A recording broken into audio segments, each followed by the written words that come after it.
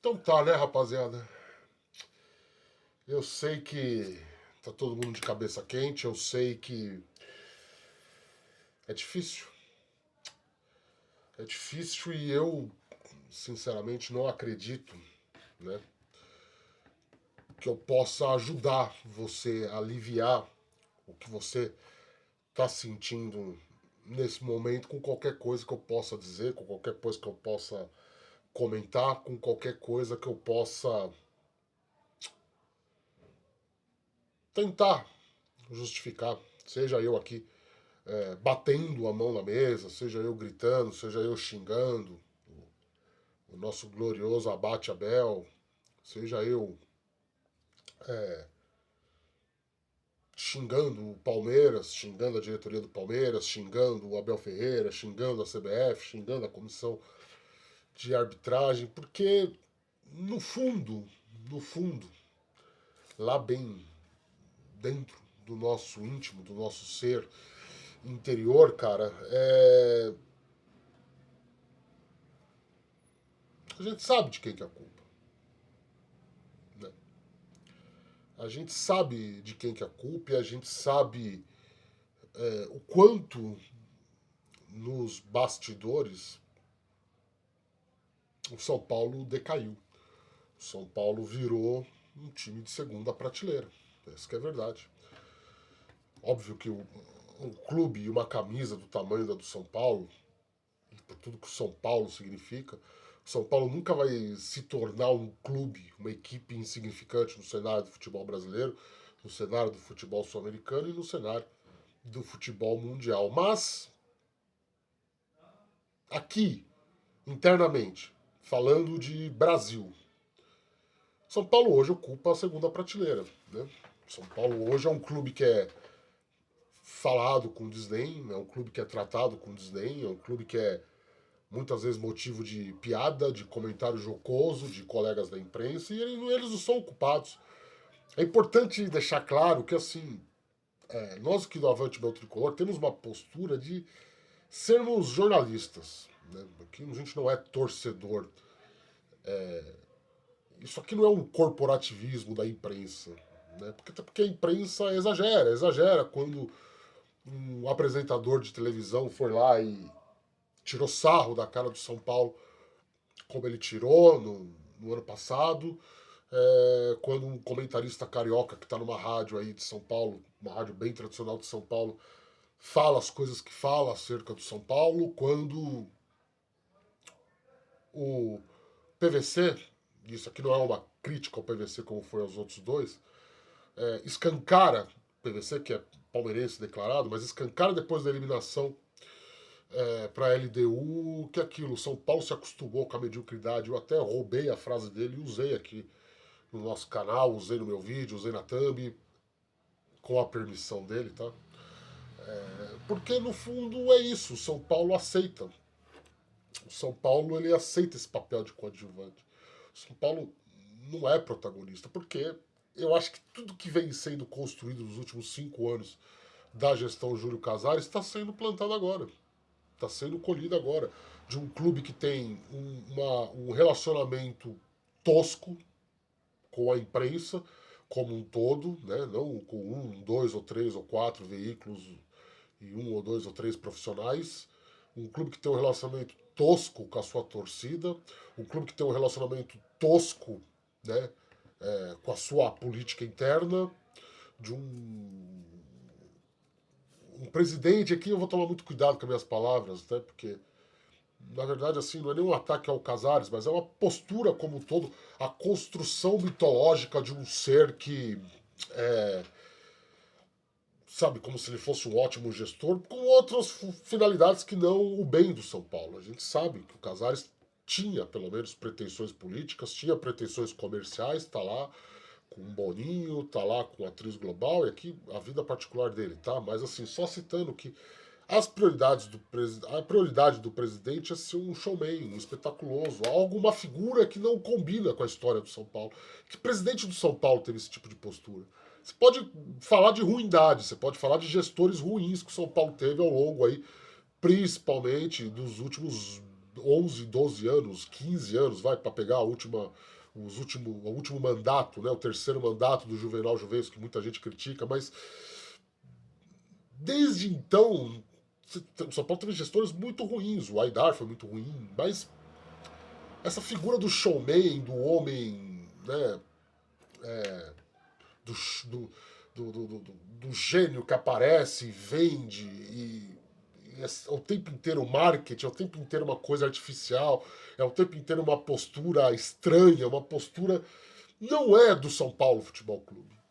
Nunca foi. Puxa aí pela memória que dirigente do São Paulo, que presidente do São Paulo, que diretor de futebol do São Paulo, que homem do São Paulo teve esse tipo de postura ao longo da história.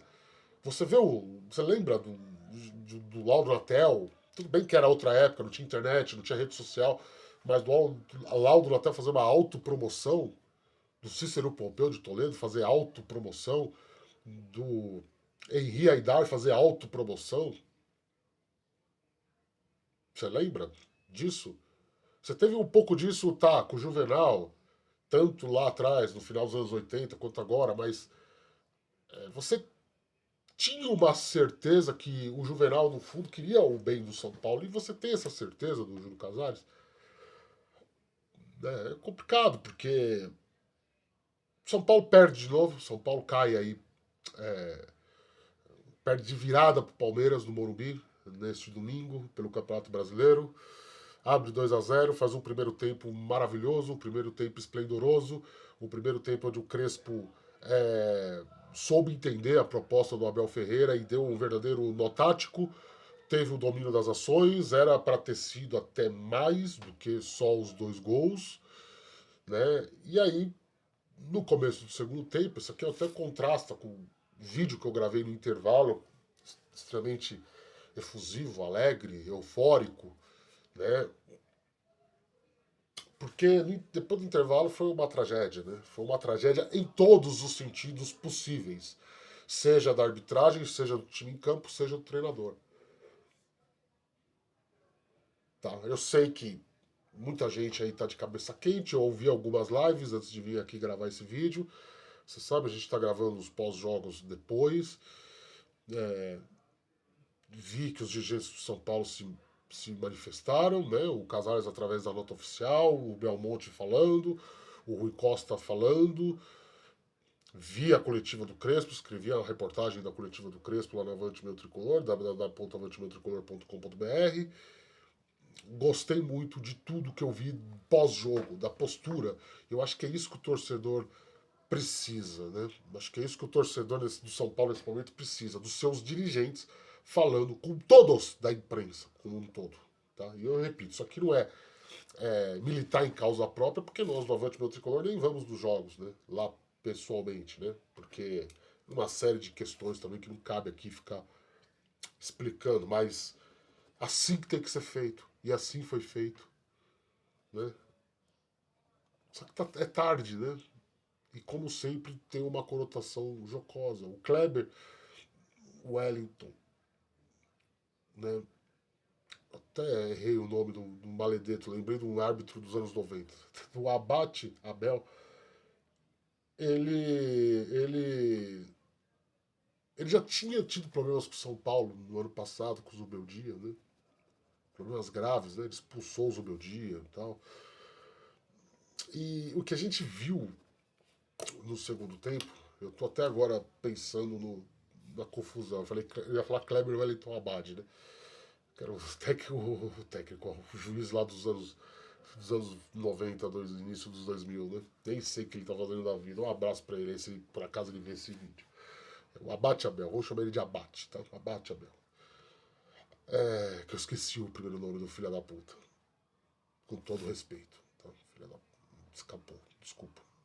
Mas a gente viu um cenário muito parecido com o que foi no Campeonato Paulista, né? O São Paulo que estava conseguindo dominar o Palmeiras, o São Paulo que estava conseguindo construir jogadas, um Vitor Roque que estava apagado até então, o Palmeiras meio que sem eixo ofensivo lá, do jogo do Paulista, não tô falando desse domingo não. E de repente o Vitor Roque cai, um pênalti marcado, e aí o time do São Paulo desmorona. Foi meio o que aconteceu hoje, né? Então o time de São Paulo estava bem, o time de São Paulo estava jogando em cima, até os 14, 15 minutos ali do primeiro tempo, o São Paulo, incluindo todo, do primeiro tempo não, do segundo, incluindo todo o primeiro tempo, o São Paulo teve um amplo domínio do jogo. O São Paulo poderia ter enfiado 3, 4 com o pênalti marcado, com um jogador do Palmeiras expulso. Seria uma tarde linda e maravilhosa para todos nós, né? Só que, assim, eu também não consigo entender o tanto que o time do São Paulo se abateu por conta dos erros de arbitragem. Ah, Rafael, mas foi muito grave. Ah, Rafael, pô, mas tudo bem, mas, cara, você é um jogador profissional, sabe? Você tem que colocar a cabeça em ordem, colocar a bola debaixo do braço, entender que a arbitragem está jogando contra, então, pô, eu tenho que buscar outras instrumentalizações ali de plano de jogo para tentar deixar que isso não afete.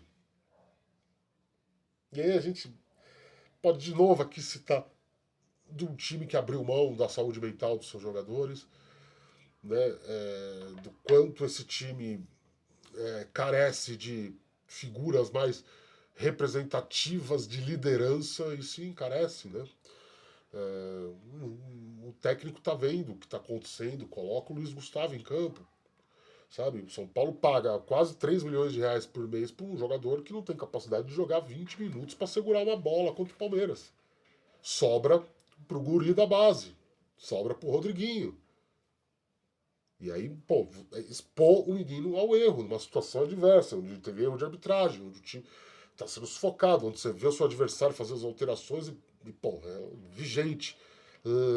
É escancarado a diferença de elenco que tem um e que tem o outro. Né? Escancarado, né? O poderio financeiro de um e o poderio financeiro de outro. Né? Mas você paga 3 milhões de reais por mês para um meia. Era para o Lucas ter entrado antes. Você tinha jogadores no banco de reservas para poder contornar um pouco a situação. Quem sabe? Quem sabe? Para amenizar os danos do que estava acontecendo. Do quanto o coitado do TAP apanhou. Sofreu pênalti, né? Tomou cotovelada. Então, assim, é muito importante, tá? E eu concordo com a tese de que tudo foi por água abaixo a partir do momento em que o time é vítima de erro de arbitragem, que o time. Mas a gente tem que entender a conjunção de fatores. É um cenário que se repete. Foi a mesma coisa na semifinal do Campeonato Paulista. Sabe? Foi a mesma coisa. O mesmo árbitro que no final de semana, na última rodada, perdão, final de semana não, perdão. Na última rodada, prejudicou o Flamengo, que disputa o título com os caras. Então falta também, sabe, falta bastidor. Não adianta a gente fugir desse assunto. Gostei da postura da diretoria, tá? Depois da partida. E vamos ver os efeitos disso, né? Porque tem a informação agora de que, de fato, o presidente da CBF lá, o Schwad, né? Que é São Paulino, né? E também a gente não pode ignorar o fato de que o São Paulo institucionalmente apoiou o presidente da Federação Paulista, né? Então, ou seja, não era muito favorável à eleição desse camarada aí. Mas aqui também já viram, né, uma teoria plena da conspiração. Eu nem acho que o Samir Schwad lá, ele é. Samir Schwad, né? O nome dele? Né? Schwad, vamos chamar ele de Schwadão, né?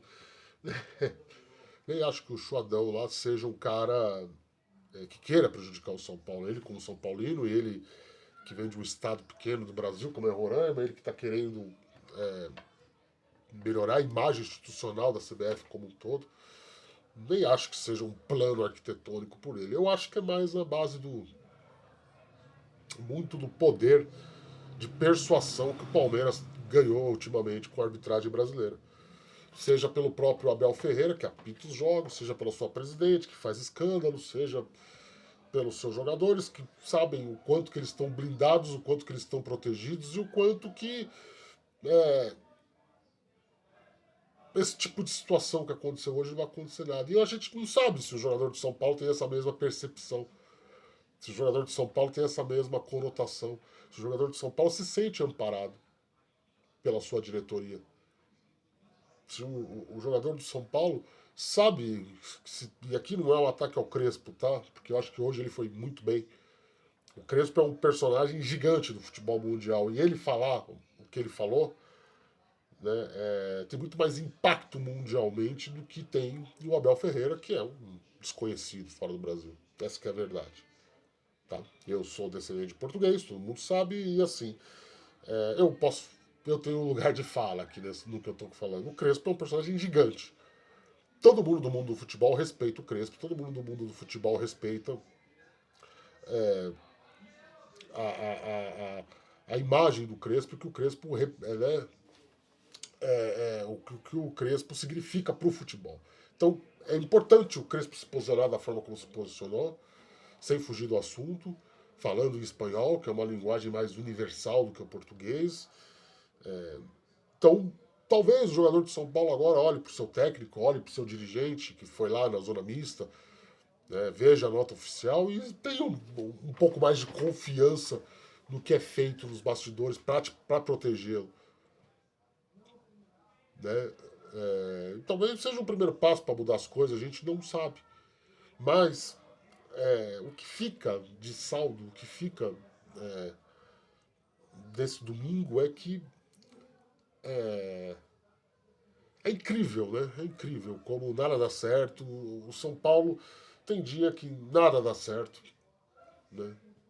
E assim, um estalo de dedo, um jogo que estava na mão, um jogo que estava empolgante, se torna essa tragédia, se torna esse filme de terror. Então a gente fica até difícil, realmente, a gente vir aqui encontrar palavras, encontrar argumentações. Como eu disse, tem muita gente gritando, tem muita gente esbaforando aí na internet, e a gente sempre tenta aqui ser o mais racional possível, mas, cara, é difícil, complicado.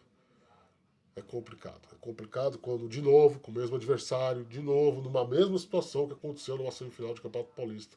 Com um cara que tá lá, no Avante Meu Tricolor, a matéria escrita pelo Márcio, né? O Abate Abel, o homem já teve problemas, o São Paulo já reclamou. Que agora, de fato, se cumpra a promessa dele não apitar mais jogos, né? Do São Paulo, né? Que isso seja levado à risca, que isso seja cumprido. Que o Casares leve isso à risca, né? Mas eu acho que hoje é só a coroação do, vamos dizer assim, o que o São Paulo está passando nesse último mês aí, vamos colocar assim, né?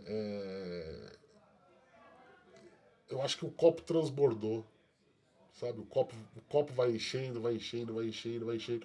É erro, erro, erro, erro, erro. Aí você vai lá dar uma esvaziadinha ganhando uma Copa do Brasil, dá uma esvaziadinha trazendo o Lucas, dá uma esvaziadinha contratando o James Rodrigues, dá uma esvaziadinha contratando o Oscar. Só que o copo vai continuar enchendo, enchendo, enchendo, enchendo, enchendo. Eu acho que transbordou com a venda dos meninos. Transbordou. Tipo, chega. Eu acho que a torcida ligou, chega. Sabe? E aí, cara, sabe aquela coisa de karma atrai karma, né? Eu acredito muito nisso, sabe? E eu acho que é o que está acontecendo, né? Eu acho que é o que está acontecendo. Que os passos que foram dados hoje se repitam. Se repitam para que mais vezes, quando São Paulo for prejudicado, mais vezes, quando São Paulo se sentir atingido, porque é importante, como eu disse. O São Paulo, dentro do futebol brasileiro, ele pode ser tratado como segundo escalão, mas internacionalmente ele é muito grande, cara. Tá?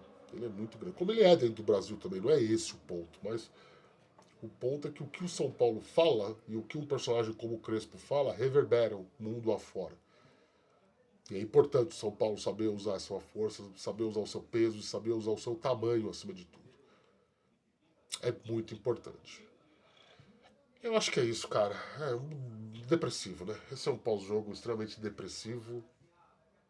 É um pós-jogo que a gente às vezes queria nem fazer.